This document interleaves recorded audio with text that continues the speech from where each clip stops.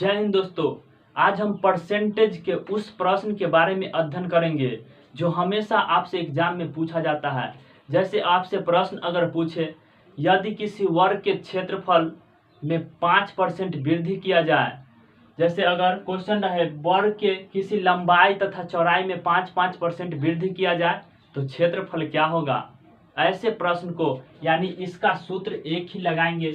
एक सूत्र को हमेशा आप याद रखें, ए बी फार्मूला, यानी देखिए A plus B plus A B बटा 100। हमेशा ऐसे प्रश्नों को आप याद रखें।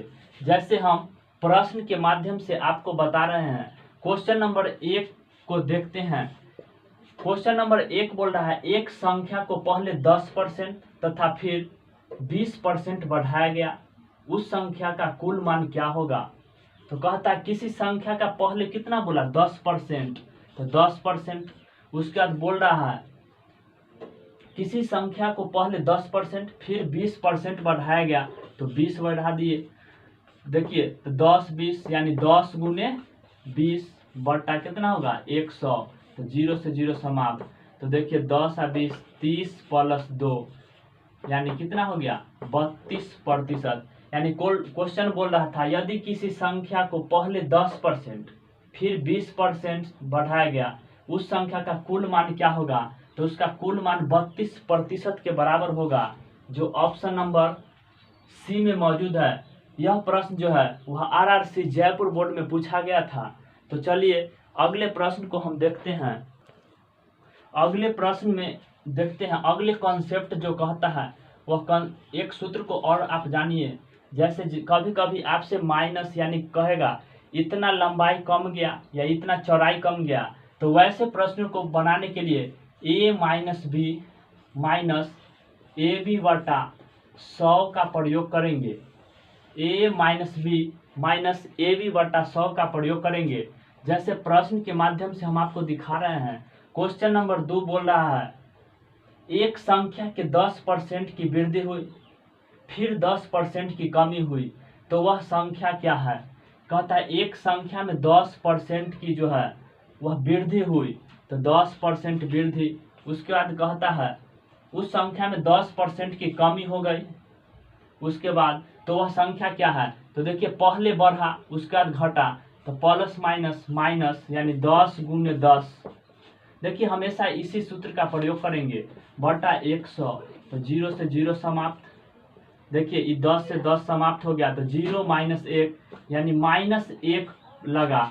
जब माइनस लगे तो हमेशा आप समझिए कमी हो रहा है, यानी 1% की कमी हो रही है, जो ऑप्शन नंबर बी में मौजूद है। तो ऐसे प्रश्नों को आप इस प्रकार बनाएं। अगले प्रश्न को देखते हैं।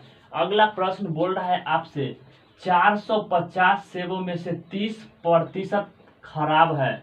450 यानी देखिए क्वेश्चन नंबर 3 है। कहता है 450 सेबों में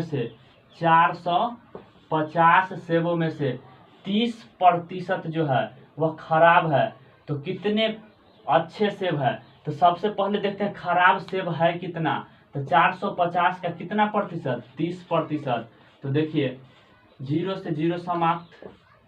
5 या 15 के 5 हासिल 1, 5 या 15 1 16 यानी 165 सेब जो है वह क्या है खराब है। तो आपसे पूछ रहा है अच्छे सेब कितना है। तो देखिए अच्छे सेब, तो अच्छे सेब की संख्या क्या करेंगे अच्छे सेब। तो देखिए पूरा सेब कितना था 450, उसमें से खराब सेब को घटा लेंगे तो क्या बचेगा अच्छा सेब बचेगा। 10 में से 5 गया तो 5, 14 में से 6 गया, 14 में से 6 गया तो कितना बचेगा 8। उसका देखिए 3 में से 1 गया तो 2, यानी 285 सेब जो है वह अच्छे रहे होंगे, जबकि 165 सेब खराब थे। क्वेश्चन नंबर 4 को देखते हैं। क्वेश्चन नंबर 4 बोल रहा है ए बी के वेतन से 50% अधिक है। ए का जो वेतन है वह बी के वेतन से कितना अधिक है 50% अधिक है, तो अधिक है किसका? तो ए का वेतन जो है बी के वेतन से 50% अधिक है, तो ये 100 होगा, तो यह कितना रहा होगा? 150। तो देखिए 5 या 15, 5 दूना 10, यानी अनुपात में मान हम कितना निकाले? तो 3:2। आगे कहता है ए बी के वेतन से 50% अधिक है, तो अधिक है। उसके बाद कहता है बी का वेतन बी का वेतन ए से कितना प्रतिशत कम है? तो बी का वेतन जो है ए से कितना कम है? 1% कहा। तो कहता है बी का वेतन ए के वेतन से किसके साथ तुलना किया? तो ए के साथ। तो ए का मान लिखेंगे कितना था? 3। अब प्रतिशत के लिए 100।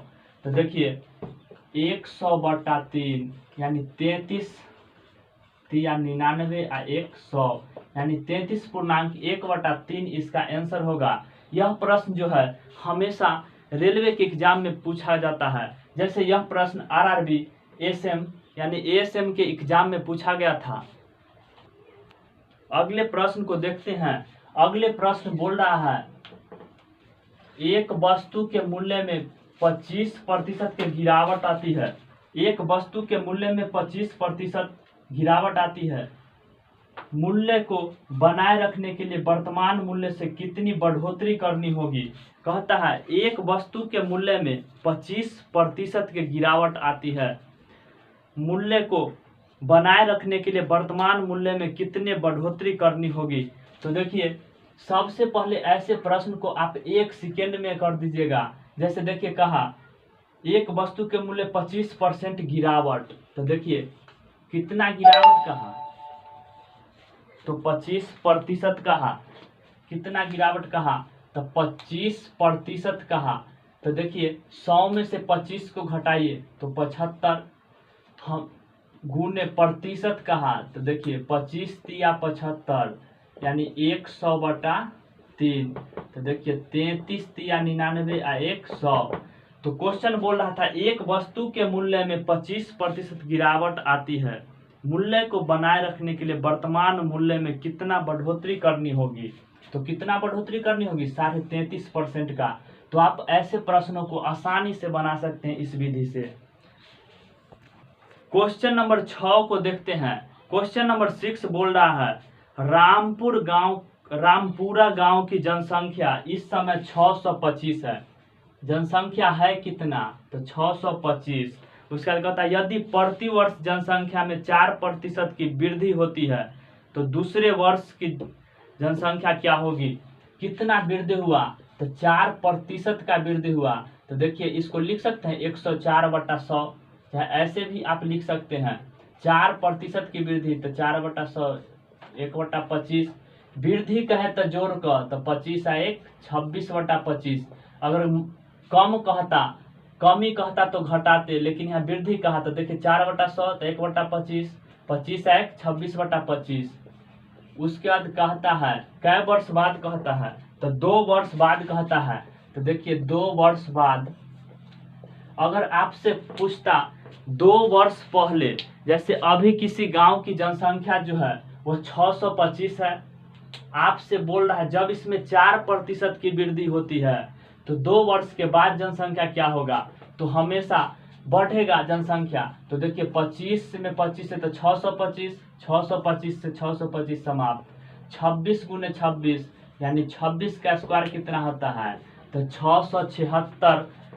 2 वर्ष बाद जो है उस गांव की जनसंख्या 676 था। अगर पूछता 2 वर्ष पहले तो हमेशा 25/26 से गुना करते, यानी उलट कर, यानी 2 वर्ष पहले पूछता तो कम रहता। तो लेकिन यहाँ पूछा 2 वर्ष बाद, तो 2 वर्ष बाद देखिए पहले था 625 और 2 वर्ष बाद कितना हो गया? 676।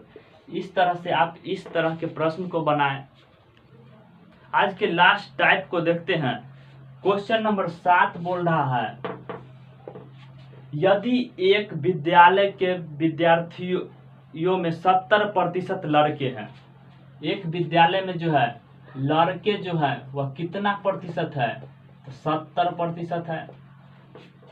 कहता है तथा लड़कियां जो है वह 504 है। लड़कियां कितना है?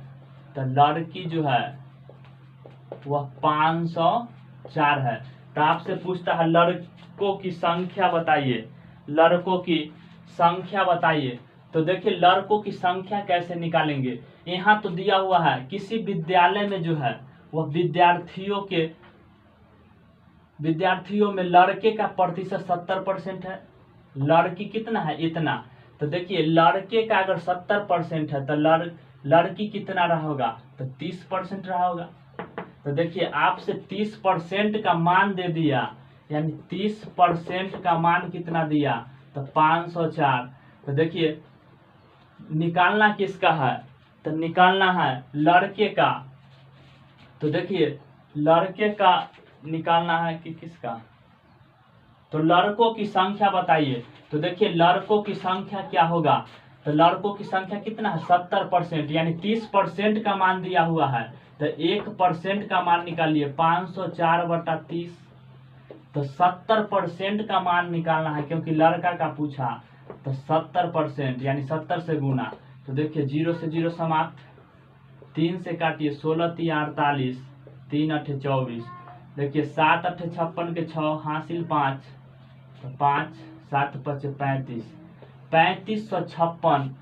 माने उसमें जो है लड़कों की संख्या कितना था, 3556। तो इस टाइप के प्रश्न को हमेशा आप इस तरह से बनाएं।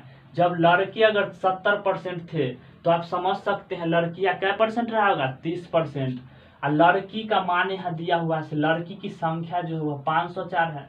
तो देखिए 30% बराबर 504। तो आपसे पूछा लड़के, तो लड़के 70%, तो 30% का मान 504, तो 70% का मान कितना,